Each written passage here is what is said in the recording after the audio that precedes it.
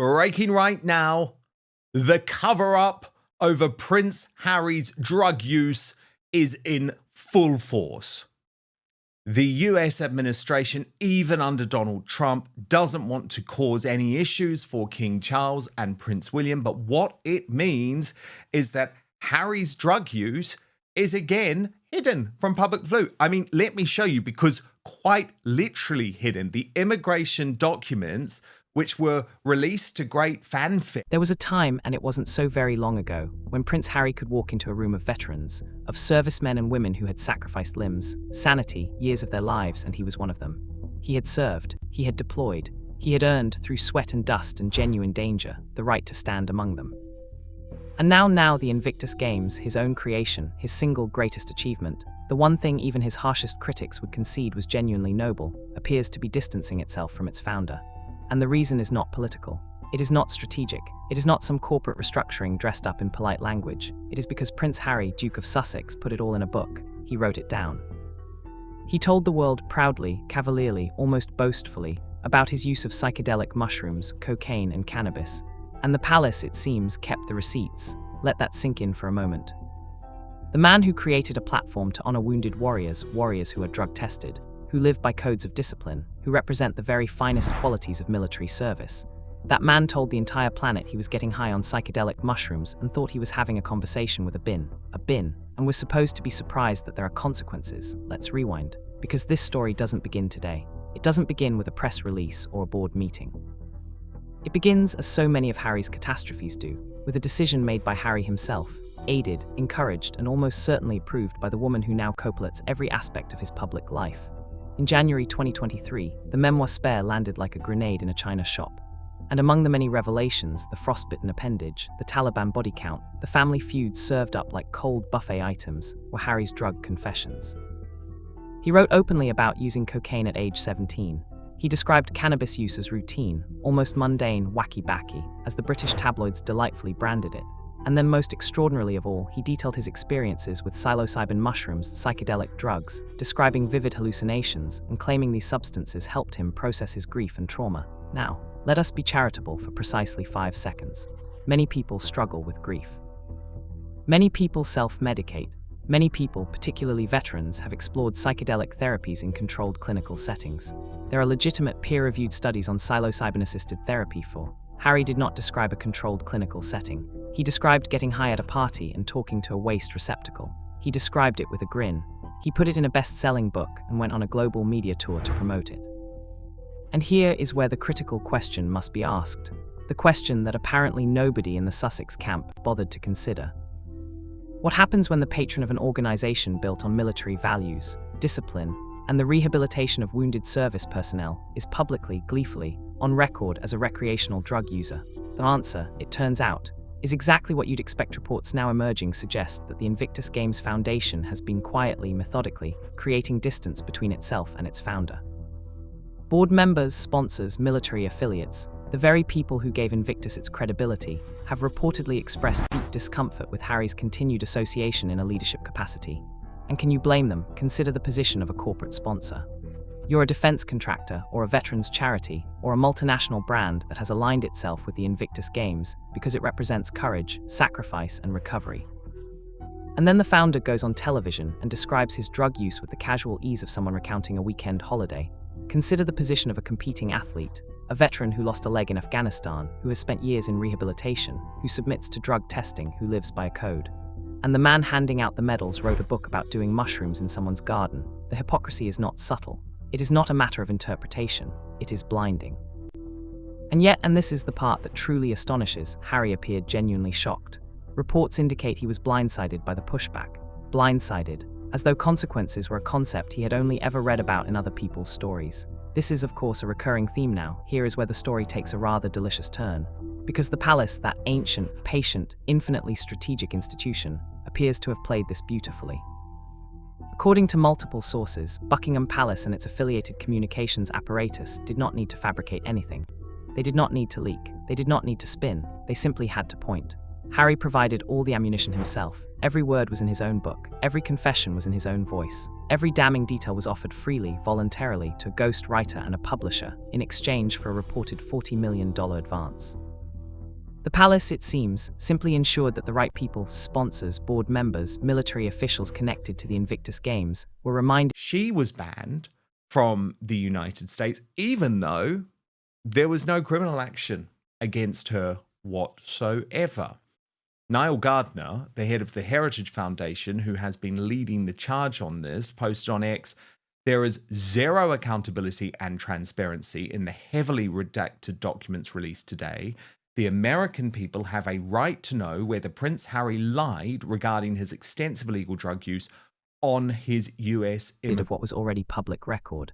A gentle nudge here, a forwarded article there, perhaps a quiet word at a reception. Nothing that could ever be traced to a specific individual. Nothing that could ever be called a campaign, just the truth, Harry's own truth, served back to him cold. And this is why you do not go to war with an institution that has survived since 1066. Because the palace does not punch. The palace waits. And then gravity does the work now. We must address the elephant in the room. Or rather, the Duchess in the mansion in Montecito. Because nothing that Harry has done in the past 5 years has occurred in a vacuum. Every decision, every interview, every book chapter, every Netflix episode, every podcast revelation has been made within the context of a partnership. And that partnership has a very clear dynamic. Meghan Markle is not a passive participant in Harry's public life. She is by all credible accounts the dominant strategic force. She approved the book. She participated in the interviews. She has been present, visible, and vocal at every stage of the Sussex media strategy. So the question must be asked, and it is not an unfair question. Who thought it was a good idea to put drug confessions in a globally published memoir when your husband is the patron of a military sports competition? Let us think about this with the cold, clinical eye of a publicist, which Meghan, with her Hollywood background, her team of agents and managers and PR consultants, absolutely should have applied. You have a client, your husband, whose single most valuable brand asset is his military credibility and his connection to wounded veterans. That is the golden goose. That is the one thing that elevates him above every other celebrity with a Netflix deal and a podcast no one listens to. And you let him, you encourage him. You participate in a media strategy that puts his recreational drug use on the front page of every newspaper in the English-speaking world. Either the strategic thinking was catastrophically poor, or, and this is the more uncomfortable possibility, the drug confessions served a different purpose entirely. Perhaps they were meant to humanize Harry.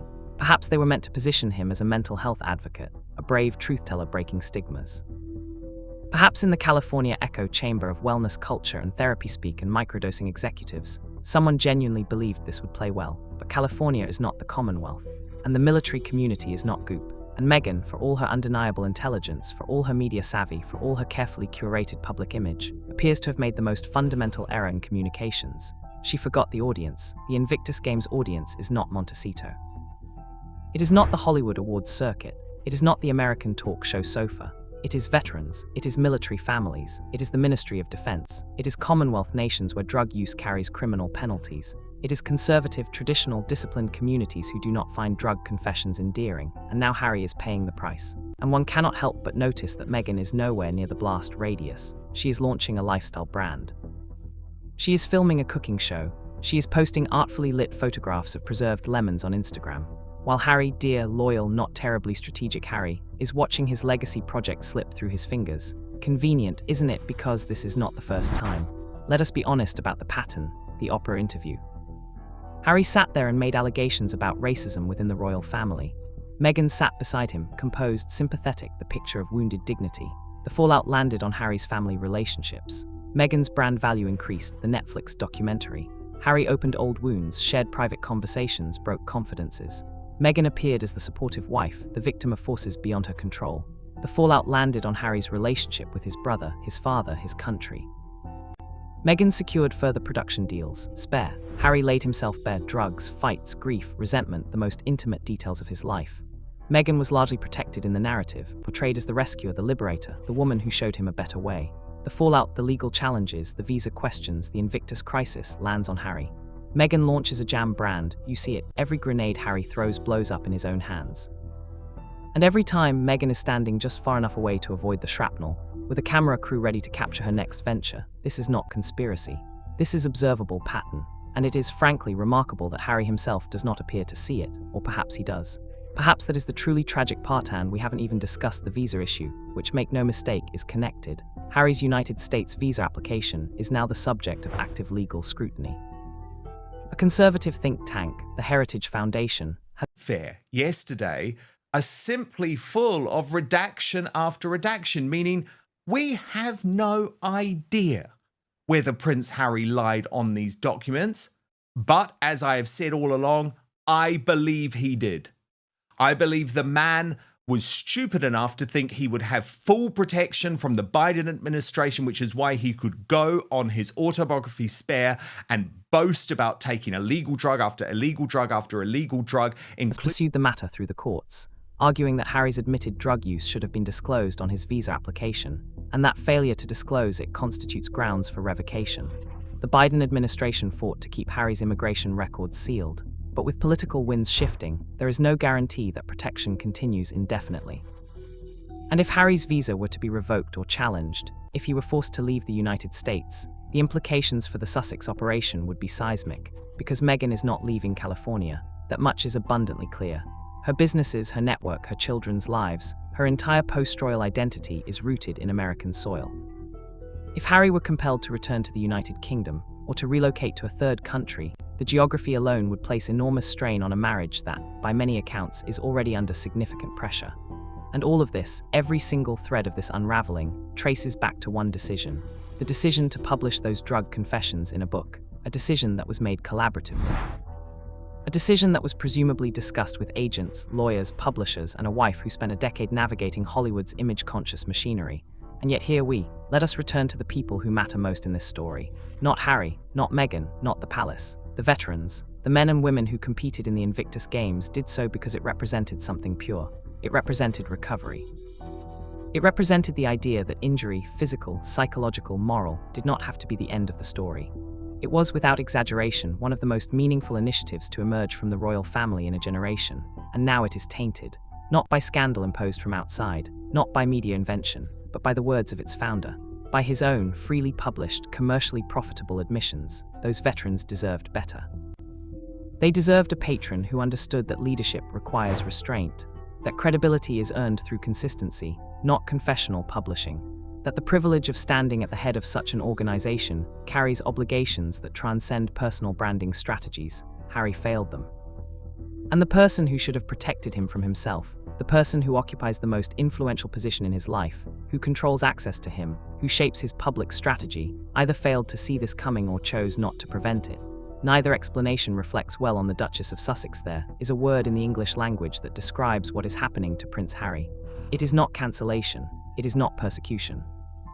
It is not even karma, though many will use that word. The word is consequences. For 5 years, Harry and Meghan have operated under the assumption that confession is currency, that vulnerability is armor, that telling your truth, to use their preferred phrase, is always and everywhere a brave act that the world will reward. But the world does not work that way. Not the military world, not the institutional world. Not the world of sponsorship deals and board governance and international sporting competitions.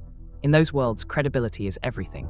And credibility, once forfeited, does not return because you cry on a podcast. The Invictus Games may survive this. The institution is in many ways bigger than Harry now. The veterans will continue to compete. The mission will endure, but it will endure without its founder at the helm.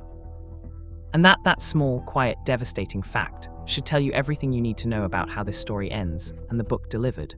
Royally, you might say. There was the infamous altercation with Prince William. There were the deeply personal accounts of his mother's death and his complicated grief. There were the Taliban body count comments that made military observers wince visibly and publicly. And then there were the drugs. Cocaine, taken at age 17 at a country house, described with the relaxed tone of someone recalling a pleasant afternoon. Cannabis, used regularly, treated in the prose as barely worth mentioning, wacky, as the tabloids instantly and gleefully labeled it. And then the centerpiece, the confession that would ultimately prove most costly, psilocybin mushrooms, psychedelic drugs, taken recreationally, resulting in hallucinations vivid enough to describe in print. Including, most memorably, a conversation with an inanimate object. Harry presented all of this as part of his healing journey, his truth, his authentic self, liberated from the constraints of royal expectation and palace control. And in certain quarters, the wellness communities, the progressive media, the American talk show ecosystem that had already canonized the Sussexes, it was received exactly as intended: brave, vulnerable, revolutionary. But there was a community watching all of this unfold that did not see bravery, that did not see vulnerability, that saw something considerably more troubling, and that community was the one that mattered most: the veterans, the military families, the wounded warriors who had built the Invictus Games into something genuinely remarkable, the people for whom Harry's military credibility was not a brand asset but a moral qualification, the reason they trusted him. The reason they let him stand at the front of their movement, and he had just told them, in a globally distributed hardback available at every airport bookshop from London to Los Angeles, that he had spent portions of his adult life getting high for fun. The silence from the Invictus Games Foundation in the immediate aftermath of the book's publication was notable. Not aggressive, not condemning, just quiet. The careful quiet of an institution absorbing information and deciding what to do with it. Boards do not move quickly. Military-affiliated organizations move even more slowly, with more deliberation, more consultation, more awareness of the weight of institutional reputation, but they do move. Eventually, they always move, and the movement, when it came, was precisely the kind that Harry should have anticipated and apparently did not. Sponsors began asking questions. Not publicly, never publicly, not at first, but in boardrooms, in email chains, in the careful language of due diligence and reputational risk assessment. Is this the association we want? Is this the face of the brand we signed up for? What does our alignment with this individual say about our own values to our own stakeholders? These are not unfair questions. These are the entirely reasonable questions that any responsible organization asks when its most prominent figurehead has publicly admitted to recreational drug use. In any other context, in any other industry, this would be understood immediately. A pharmaceutical company would not retain a brand ambassador who admitted to misusing pharmaceuticals. A road safety charity would not retain a spokesperson who cheerfully described driving dangerously. The logic is not complicated. But Harry, or more precisely, the people managing Harry's public strategy, seemed to operate on the assumption that the Invictus community would apply a different standard. A California standard, a therapeutic standard, a we celebrate authenticity standard. They did not, because they are not California. They are veterans, and veterans, broadly speaking, do not celebrate recreational drug use as a form of self-expression. They regard it as incompatible with the values they served under and the values they still hold. Rightly or wrongly, and one can have that debate, that is the culture. And you cannot build a global military sports competition on that culture and then be surprised when the culture pushes back. Now let us talk about the palace. Because the palace's role in this developing situation is, from a strategic perspective, quite extraordinary to observe. There is a temptation to imagine the palace as a reactive institution. Slow, cumbersome, defensive, scrambling to contain damage. That is not what is happening here. What is happening here is something far more elegant and far more devastating. The palace did not create Harry's drug problem. The palace did not write Spare. The palace did not arrange for Harry to sit in someone's garden consuming psilocybin mushrooms and narrate the experience for posterity. Harry did all of that entirely independently. What the palace appears to have done, and what makes this such a masterclass in institutional warfare, is simply ensure that the relevant people were paying attention to what Harry himself had already said. Think about the genius of that position for a moment. There are no leaks to deny. There are no anonymous sources to discredit. There is no spin to unpick. Every word being used against Harry is his own word. Every revelation damaging his standing with the Invictus community comes from his own book, purchased legally, read openly, quoted accurately. The palace simply had to make sure the right people were reading. A conversation here, a reminder there, perhaps a clipping forwarded to a board member. Perhaps a quiet mention at one of the many formal dinners and receptions that punctuate the British establishment calendar. The kind of mention that cannot be proven, cannot be traced, cannot be turned into a headline, but echoes precisely where it needs to echo. Harry went to war with the British establishment. And the British establishment, with the patience of centuries, simply waited for Harry to defeat himself. And then made sure everyone noticed, this is not cruelty. This is not persecution. This is the oldest game in the world, played by people who have been playing it since long before Harry or Meghan or any of us were born. You do not beat these people by fighting them. You only beat them by not giving them ammunition. And Harry, with Meghan's apparent blessing and participation, handed them an entire arsenal in a $40 million. Brings us, as it always must, to Meghan. Let us dispense immediately with the notion that Meghan Markle is a passive figure in Harry's public life. This idea, occasionally floated by her supporters as a kind of protective fiction, does not survive contact with observable reality. Meghan is not passive. Meghan has never been passive. Meghan is, by every credible account from people who have worked with her, around her, and occasionally against her, an intensely driven, strategically minded, media-sophisticated operator who thinks carefully about image, narrative, and positioning. She was an actress who managed her own career trajectory with considerable skill before Harry. She understood branding, audience, and the mechanics of public perception. She had advisors, agents, managers, the full apparatus of professional image management. And when she entered Harry's life, that apparatus did not disappear. It expanded, so when we look at the decision to publish drug confessions in Spare, a decision with consequences. So the president, Donald Trump, does not want to upset the King, Charles III, and I think that's quite a good position for him to be in. We still do have good relations between the US and the UK. For now, at least, Sir Keir Starmer hasn't managed to thwart that, even though most of his front bench have said very disparaging remarks against the president in the past. They're willing to kiss his shoes now that he's in office and that they are somehow in office. But yeah, I don't think the president wants to rock the boat on that situation. I don't think we'll find out whether Prince Harry lied. So obvious, so predictable, so catastrophic for Harry's military credibility, we have to ask what Meghan's role was in that decision. Not as an accusation, as a question. A genuine, reasonable, entirely fair question. Because the answer matters. If Meghan saw the risk and failed to stop it, that tells us something about her judgment or her priorities. If Meghan saw the risk and calculated that the benefits outweighed the costs, that tells us something rather more troubling about whose costs she was calculating. And if Meghan genuinely did not see the risk, if the woman with the Hollywood background, the PR infrastructure, and the media instincts genuinely did not anticipate that a military sports patron confessing to recreational drug use might cause problems with the military community, then the question of competence becomes unavoidable. None of these options are flattering, but one of them is considerably more sinister than the others, because look at what has happened since. Look at the landscape. Meghan's lifestyle brand, American Riviera Orchard, launched with considerable fanfare. Her Netflix cooking show moved forward, her Instagram presence grew, her public profile within the American media ecosystem that she courts so assiduously remained largely positive, largely sympathetic, largely unaffected by the Invictus fallout. Harry's profile, by contrast, has contracted. His most meaningful institutional role is under threat. His visa status is contested. His relationship with his family remains fractured.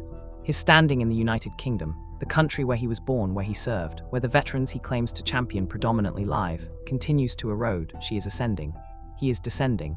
And they are doing it from the same address. There is a particular kind of relationship dynamic that therapists and psychologists have written about extensively, though perhaps not in the context of global celebrity couples.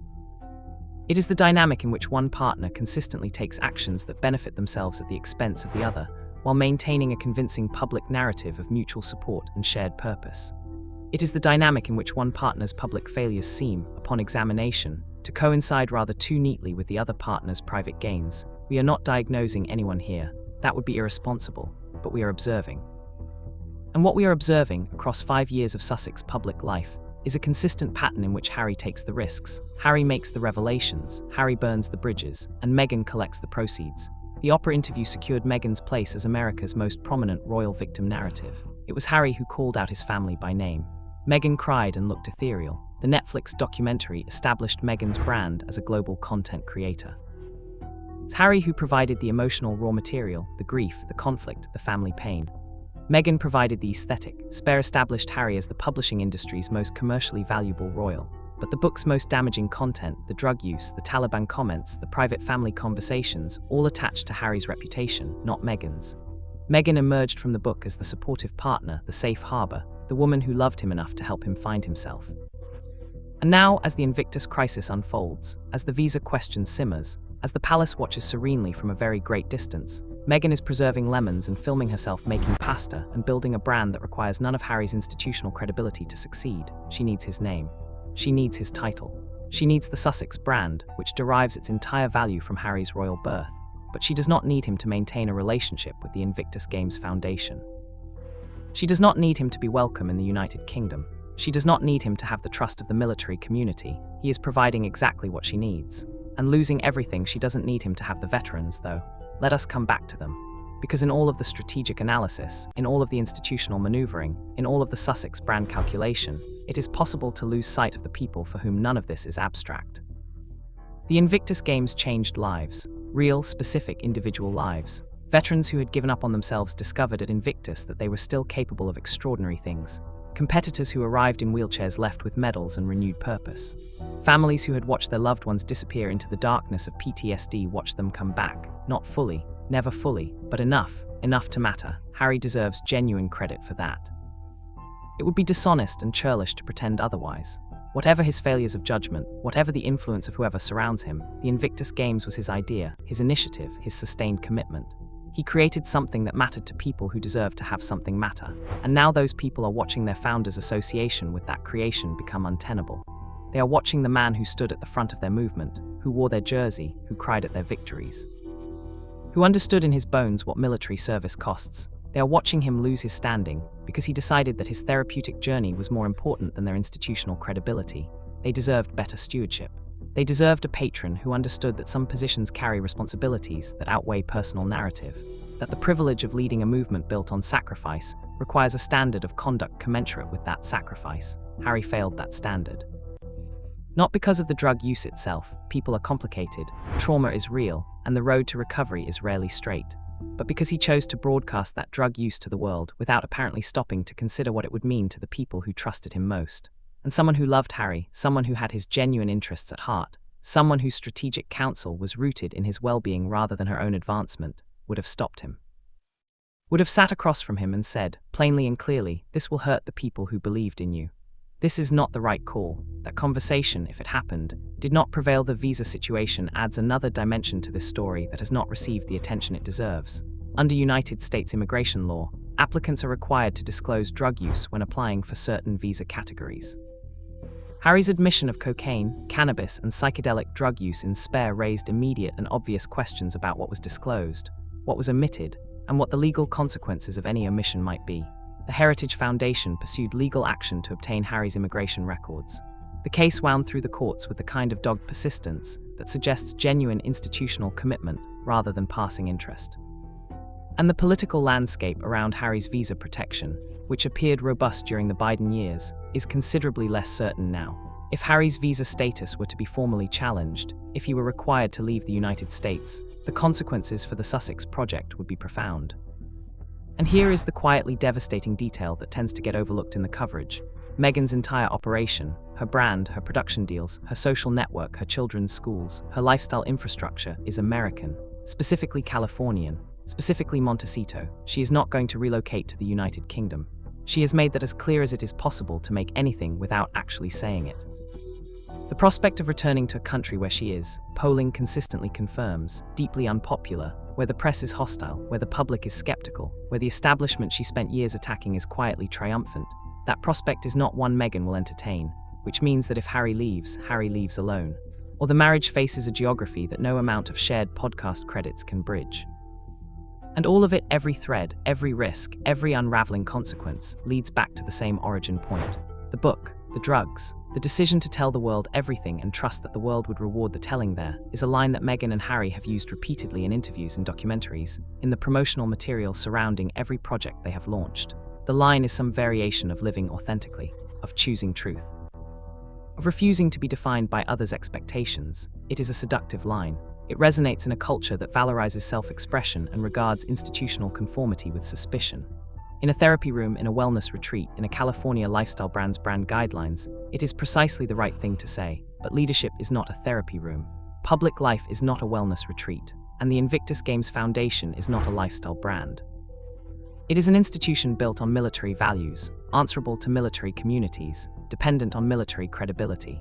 And military credibility does not respond well to authenticity as a substitute for discretion. Harry had both options available to him. He could have processed his trauma privately, or in carefully controlled clinical contexts, or even in a memoir that chose its revelations with the care appropriate to his institutional responsibilities. He did not do that. He chose the full disclosure, the complete authenticity, the commercial confessional, and Meghan, who understands audiences, who understands optics, who has spent her entire adult life managing her public image with meticulous attention. Meghan let him, or encouraged him, or failed to stop him. The precise verb is almost academic at this point. The outcome is the same. Harry is losing Invictus. Harry is fighting for his visa. Harry is estranged from his family. Harry is unwelcome in his home country. Harry is watching the one institution that gave his post-royal life genuine meaning and genuine moral weight begin the slow, painful process of separating itself from him. And Meghan is making jam. There is something almost Shakespearean about this story, if you are prepared to look at it squarely. The prince who had everything. The outside figure who arrived and offered liberation. The flight from the kingdom. The severing of old bonds. The new life in a distant land. And then slowly, the realization that liberation has a cost. That the old bonds, for all their constraints, were also the source of meaning. That the new life, for all its sunshine and wellness and brand partnerships, has left something irreplaceable behind. Shakespeare would have given Harry a moment of recognition. A scene in which the scales fall, in which he sees clearly what has been taken from him and by whom, in which the tragedy crystallizes into a single devastating moment of clarity. Whether Harry will have that moment in real life remains to be seen. The signs are not encouraging. He continues to operate within the same framework, surrounded by the including in Courtney Cox's American home, and not receive any consequences. By the way, this is special treatment for Prince Harry, who, by the way, just coincidentally happened to be paparazzi'd today on his day of triumph, or at least how he's trying to present it.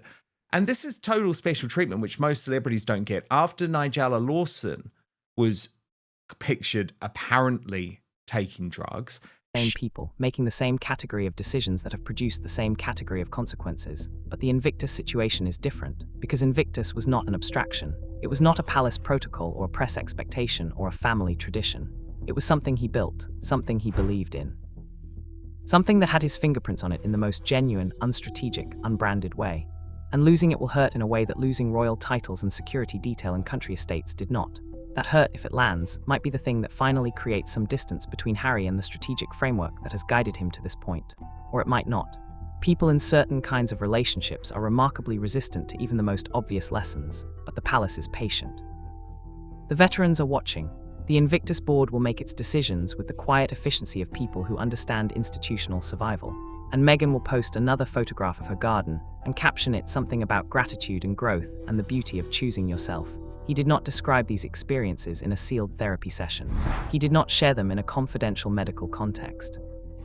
He put them in a book published by a major international publisher, promoted on a global media tour, sold in every major retailer across the English-speaking world, and discussed openly on American morning television with the relaxed ease of a man who had clearly concluded that candor was a virtue without consequences.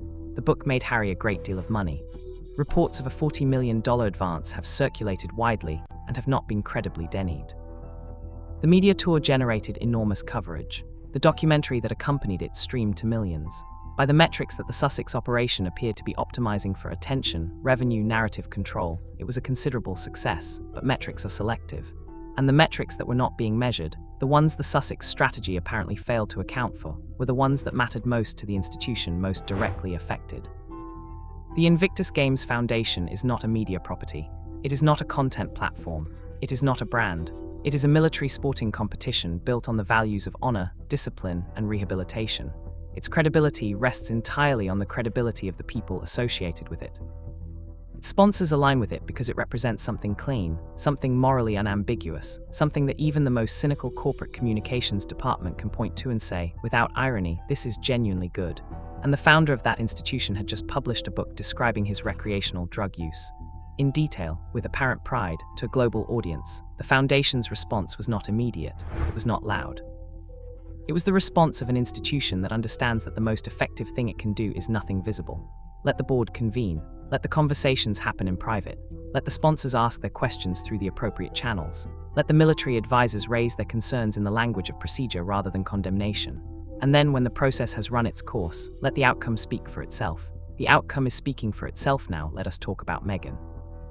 Because we must, because to discuss this crisis without discussing Meghan is like discussing the Titanic without mentioning the iceberg. Except in this case, the iceberg had a Netflix deal and a very active Instagram account. Meghan Markle arrived in Harry's life as something he had never really encountered before. Not a royal, not an aristocrat, not someone bred to the protocols and expectations of palace life. She was something the palace had no real template for, a self-made American celebrity with a sophisticated understanding of media, audience, and personal branding, and an ambition that was obvious to everyone except, apparently, the institution she was marrying into. The palace, and this is one of its genuine failures, underestimated her. It saw an actress. It saw a commoner. It saw someone who would adapt, as others had adapted before her, to the requirements of the role. It did not see the strategy. It did not see the infrastructure she brought with her, the agents, the managers, the communications advisors, the Hollywood network. It did not see that she had not come to join an institution. She had come to leverage one. To be clear, this is not an accusation of malice. Ambition is not malice. Strategic thinking is not malice. Building a career, even aggressively, is not malice. But there is a point at which the pursuit of one person's ambition begins to consume another person's legacy. And that point in the Sussex story appears to have been reached some considerable time ago. Consider the trajectory. Before Meghan, Harry was complicated but comprehensible. He was the spare, the slightly wild, emotionally damaged younger prince who had found genuine purpose in military service and in the Invictus Games. He had a complicated relationship with the press, understandable given his mother's death. He had personal struggles, also understandable, but he was fundamentally aligned with the institutional framework that gave his life structure and meaning. After Meghan, or more precisely, after the marriage, after the departure from royal duties, after the move to California, Harry became something else entirely. A content creator, a brand partner, a memoir subject, a podcast host.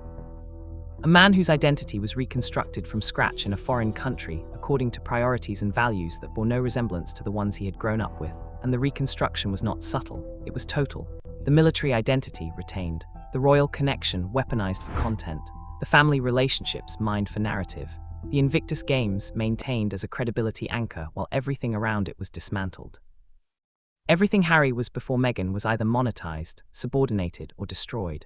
And the one thing that survived, Invictus, survived because it was too valuable to destroy, too valuable to Meghan's brand operation. The one thing that elevated the Sussex content above ordinary celebrity content was Harry's genuine connection to wounded warriors. Remove that, and what do you have? A moderately famous American woman and her British husband making lifestyle content in California. Which is increasingly exactly what you have, because Invictus is going.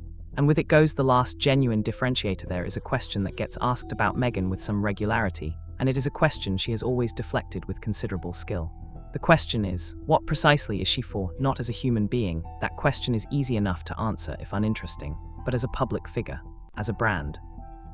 As the Duchess of Sussex, co-architect of the Sussex enterprise, co-signatory of the Netflix deal, co-executive producer of the documentary, co-everything except, notably, co-author of the book that is currently destroying her husband's institutional standing. What is Meghan for in the royal context? The answer was clear, or should have been.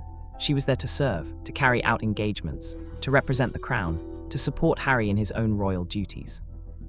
To be, in the unglamorous language of institutional function, useful to an institution that had welcomed her with considerably more warmth than its subsequent critics acknowledged, she found that role intolerable. We know this because she said so, repeatedly, on opera, on Netflix, in the background of Harry's book. The constraints were too great, the support was insufficient, the racism was pervasive, the institution was toxic. Fine, she left. Or they left together, which is the version of events the Sussex operation prefers. But here is the thing about leaving. When you leave an institution that gave you your platform, your title, your global profile, and your commercial value, you are supposed to build something new. Something that stands on its own merits. Something that does not depend for its entire gravitational pull on the institution you claim to have liberated yourself from. Meghan has not done that. Not yet. And not for want of trying. The projects have been numerous. The podcast came and went. The production company has produced content of variable impact. The lifestyle brand has launched with the kind of fanfare that suggests enormous effort and considerable expenditure. And yet none of it, not one single element of the post-royal Sussex project, has succeeded without the oxygen of the royal connection. Every headline, every interview, every brand deal, every streaming commission.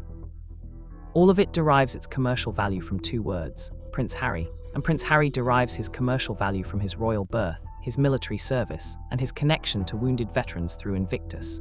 Remove Invictus and you diminish Harry. Diminish Harry and you diminish the Sussex brand.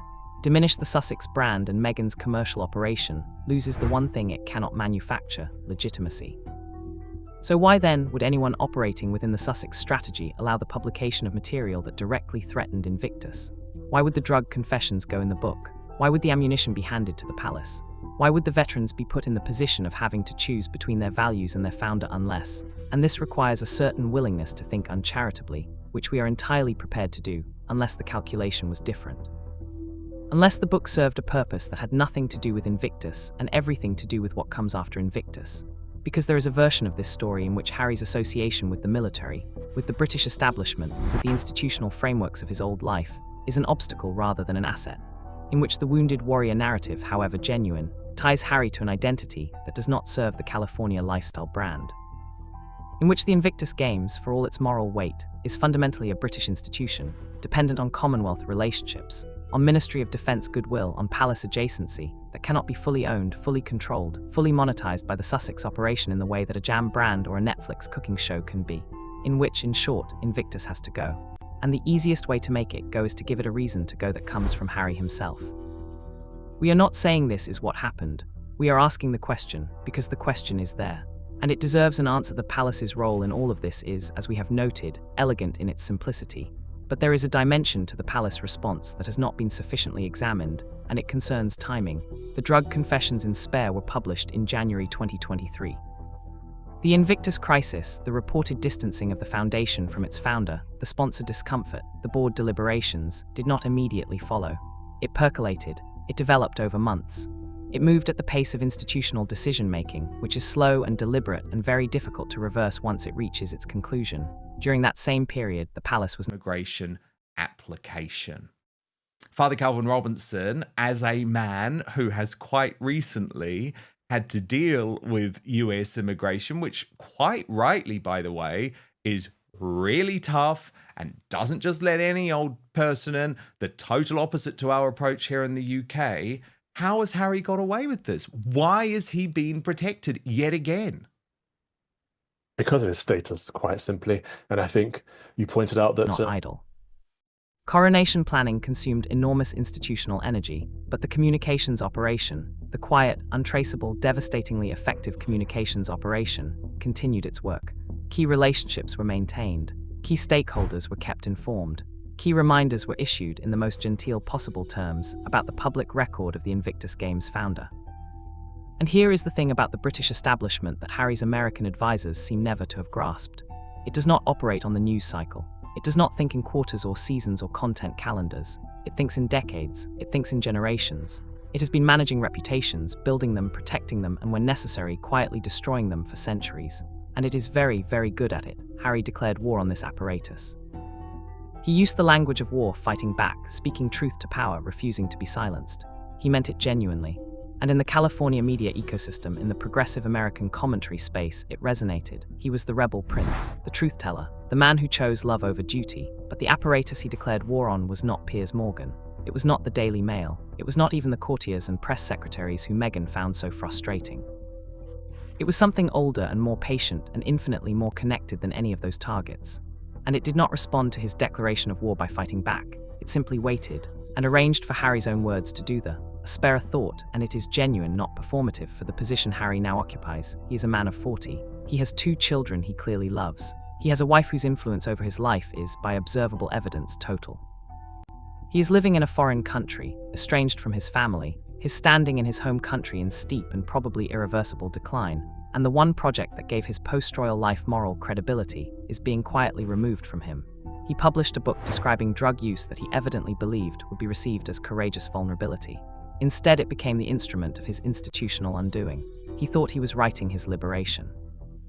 He was writing his obituary, and none of it had to happen this way. Harry had options. He had options at every stage. He could have left royal life quietly, without the scorched earth media campaign. He could have relocated to America without burning every bridge between himself and the institution that gave him his platform. He could have written a book about his mental health journey without the drug confessions that handed his opponents everything they needed. He could have protected Invictus by protecting his own institutional credibility. He did not do these things. And the question of why he did not do these things, whose counsel he was following, whose interests were being served by the decisions he made, who was in the room when the choices were made and what they were saying, that question leads with uncomfortable consistency to the same address in Montecito. Meghan Markle is not a villain. Villains are cartoons. They twirl mustaches. They announce their intentions. They operate according to legible motives in legible ways. Real people are more complicated than that, but Meghan Markle is a woman of exceptional ambition, exceptional media intelligence, and exceptional skill at managing her own narrative while allowing others to manage the consequences of the stories she helps create.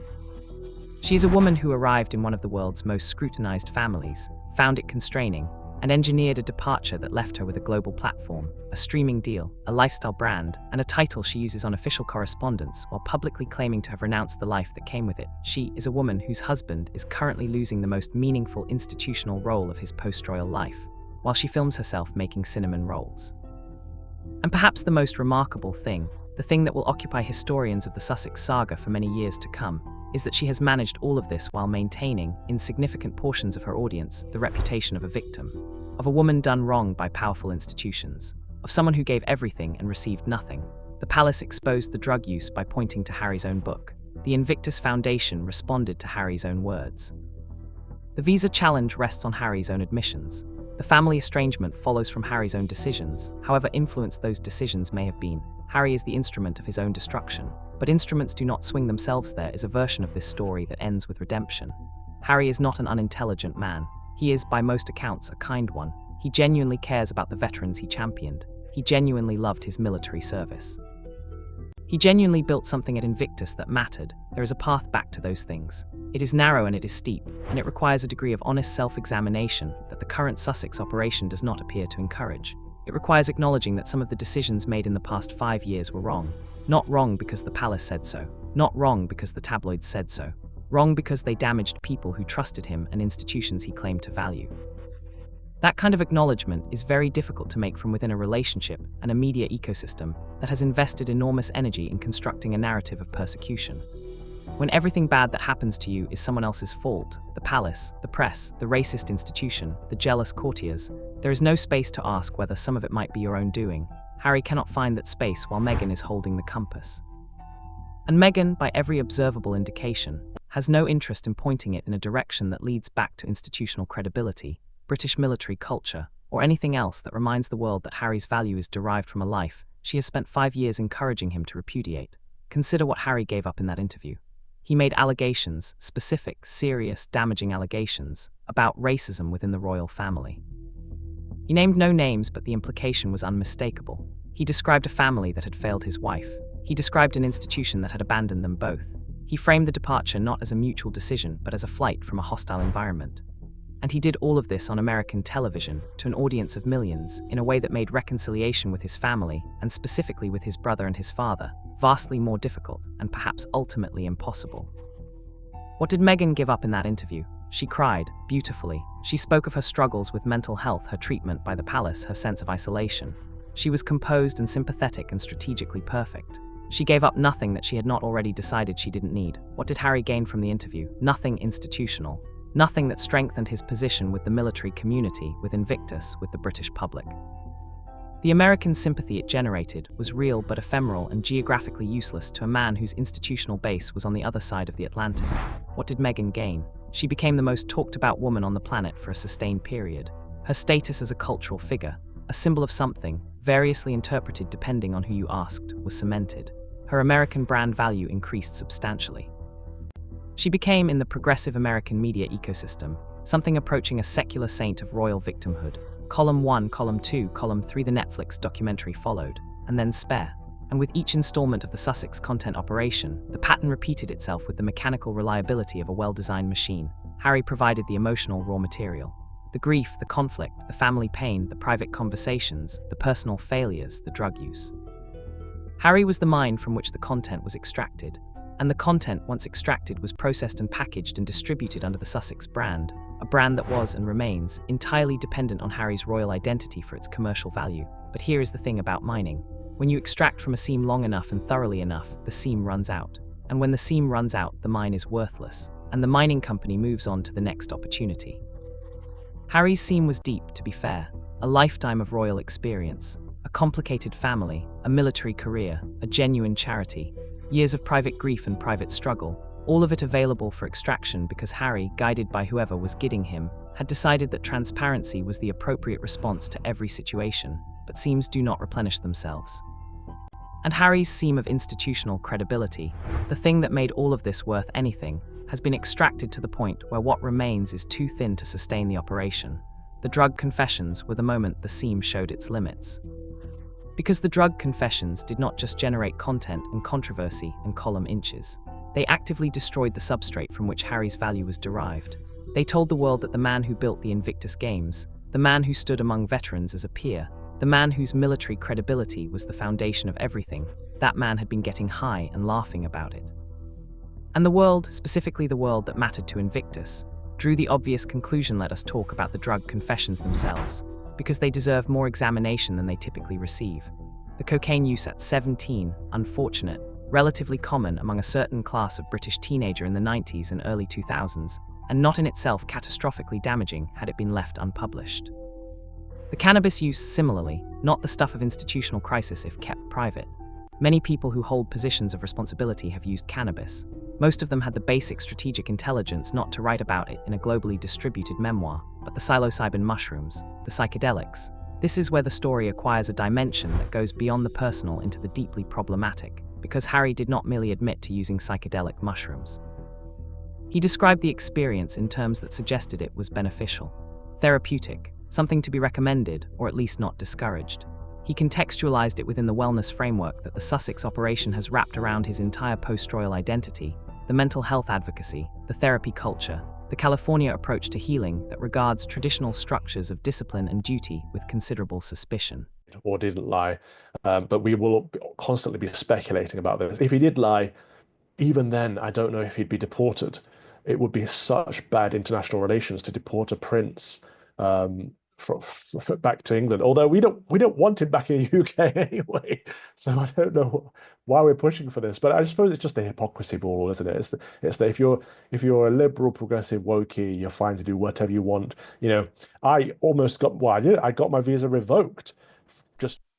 And in doing so, he placed himself on the wrong side of a very significant cultural divide. The wellness culture of Montecito and the military culture of the Invictus Games are not the same culture. They do not share values. They do not share vocabulary. They do not share an understanding of what it means to be responsible for other people, or what it means to hold a position of trust, or what it means to be accountable to a community rather than to your own therapeutic journey. The military community, broadly speaking, does not regard recreational drug use as a form of healing. It regards it as a form of escape, at best, a symptom of problems that need addressing, at worst, a violation of the standards of conduct that military service demands. And when the patron of a military sporting competition describes psychedelic drug use in positive terms in a best-selling book, the military community does not read it as vulnerable authenticity. It reads it as a betrayal of the values it was asked to trust him with. Harry either did not know this, which would be extraordinary given his military background, or he did know it and published anyway. And the question of which of those options is true, and why brings us back, as it always does, to the question of who was steering. Meghan's relationship with the military community has always been, to put it diplomatically, complicated. She did not come from a military background. She had no particular connection to veterans' culture, to the Ministry of Defense, to the Commonwealth military relationships that underpin so much of the Invictus Games institutional framework. These were Harry's connections, Harry's world, the world he had earned through service and sustained through genuine commitment. When Harry and Meghan departed from royal life, Meghan retained Harry's military connections as a brand asset. The Invictus Games remained part of the Sussex portfolio, a source of moral credibility that elevated their operation above the ordinary celebrity content they were otherwise producing. But Meghan's investment in that community, her genuine understanding of its values, its culture, its expectations, was, to put it generously, limited. And this perhaps is the most plausible explanation for the drug confession catastrophe.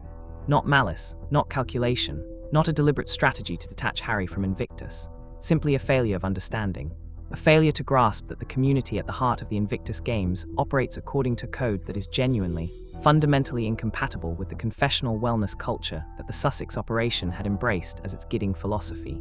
Meghan understood Hollywood. She understood the American progressive media ecosystem.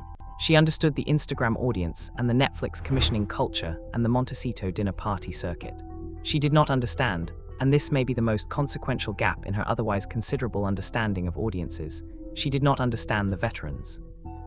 And Harry, who should have understood them above all else, who should have been the corrective voice in any strategic discussion about what to publish and what to protect, had allowed himself to be guided so thoroughly into Meghan's cultural framework that he had lost the instincts that his military experience should have given him.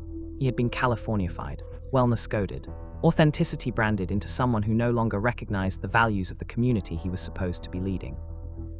And the veterans noticed, before the board noticed, before the sponsors noticed, before the palace found its moment.